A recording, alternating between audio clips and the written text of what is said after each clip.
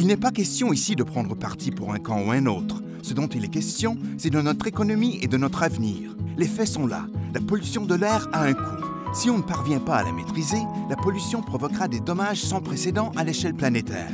Dans de nombreux pays, les émetteurs de carbone rejettent dans l'atmosphère d'importantes quantités de gaz à effet de serre, sans en payer le prix.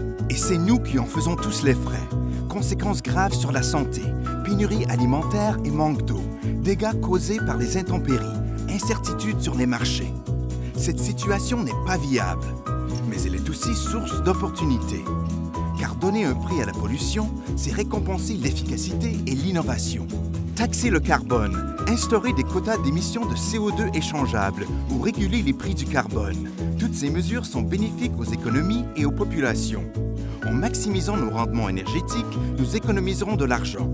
Nous dynamiserons l'innovation dans les énergies renouvelables, l'industrie et les transports. Nous bâtirons des villes plus intelligentes et vivables et nous créerons des emplois.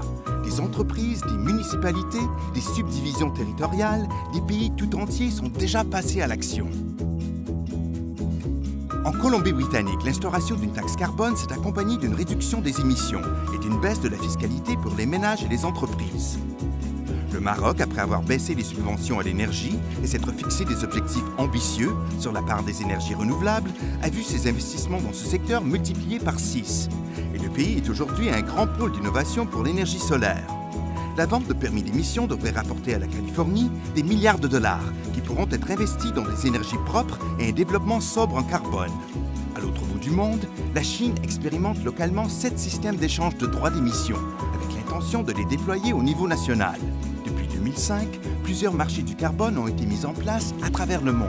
L'exigence d'une véritable tarification du carbone gagne de plus en plus de terrain.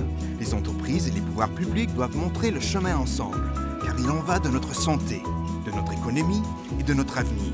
Soyez des nôtres. Rejoignez-nous.